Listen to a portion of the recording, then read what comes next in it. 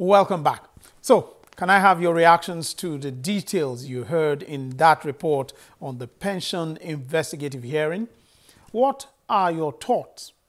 Well, let's have them online. You can go to our Twitter page or our Facebook page. Just use the hashtag @NASSMaina. Yes, that's it. Hashtag NASSMaina. Okay, let's move on to other developments in the parliament.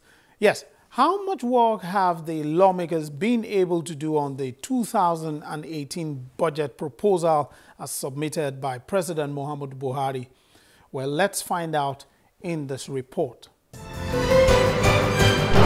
President Buhari and members of his economic team have spoken about their intention to return the country to a one-year budget cycle.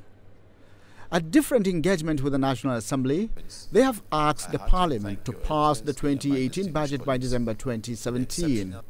But it is highly unlikely, as President Buhari submitted the 2018 budget on November 7th, and the long drawn-out budget process, which would require engagement with different government agencies, will most likely not be concluded before the end of 2017.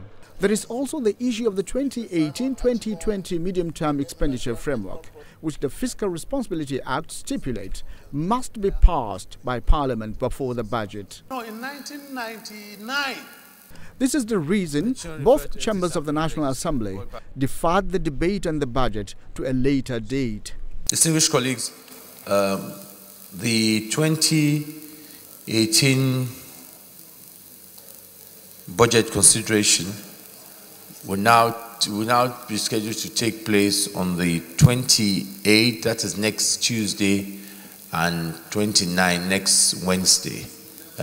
Reason for that is that we have to pass the MTEF, which we're hoping to will be late by tomorrow, to be passed this week. Meanwhile, the Senate Committee on Finance is engaging members of the President's economic team on the 2018-2020 Medium-Term Expenditure Framework, MTEF. The Minister of State for Budget and National Planning tells committee members that there have been some adjustment to the MTEF. The Director General of the Budget Office also explains why the federal government pegged the benchmark price of crude at $45 per barrel. But committee members are skeptical about the targeted revenue generation and the assumptions in the 2018 budget and the MTEF. The other key assumption, which is the oil price at $45 per barrel, when today we are just over $60 per barrel, and the worst projection that we know about for 2018 is for $50 per barrel. Nevertheless, we believe that the prudent thing to do is to keep this price at $45 per barrel for the purpose of the budget. And it starts from our assumption, and I'm going to give you an example. Independent revenue of government, and I'm glad the Ministry of Finance is here and the Agricultural Federation are here. In 2016, the projection was 1.5 trillion. I'm not sure we made up to 400 billion. The matter of the level of implementation of the 2017 budget is also a huge problem, as the level of implementation of capital expenditure is about 350 million, which is close to 15%.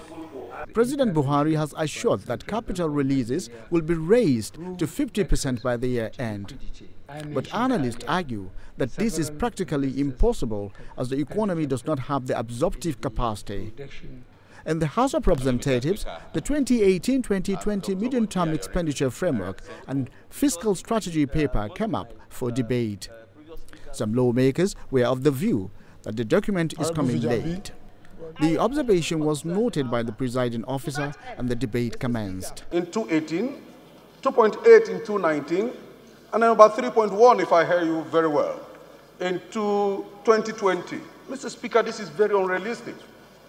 From what I know, for a very long time, we have not had fresh rigs go into the Atlantics or into the creeks or into the swamp to explore for oil. Yes, various efforts have been made in the basins, and nothing has come out of it. I tell you, Mr. Speaker, let us not confuse Nigerians. This is unrealistic. If we jack up the benchmark price, we will then be able to reduce the level of deficit and, also reduce the borrowing that we are doing. Eventually, the motion was put to a vote and passed. Those in favor of the motion say aye. Those against say nay. The ayes have it.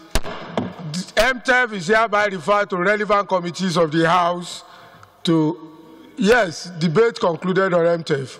MTF is now properly referred to relevant committee of the House. Meanwhile, during the week, the House Committee on National Planning and Economic Development held a public hearing on 3 bills that have to do with the development of the country. The deputy chairman of the committee, who chaired the event, emphasized the need for proper planning to check duplication and abandonment of projects across the country. We are all aware of the infrastructural gap and decay in this country for some decades, and the attendant duplication and abandonment of projects being executed by MDS, which scattered across the country at different levels of completion involving trillions of naira. It is therefore this unhealthy tradition that the process of national planning and development planning and project continuity bill envisaged to address, and if passed into law, will make it mandatory for the Ministry of Budget and National Planning to undertake development planning and project continuity as it is co-mandated in project execution and completion in accordance with the development plan. Up next is a report on another investigation the Senate is about to embark on.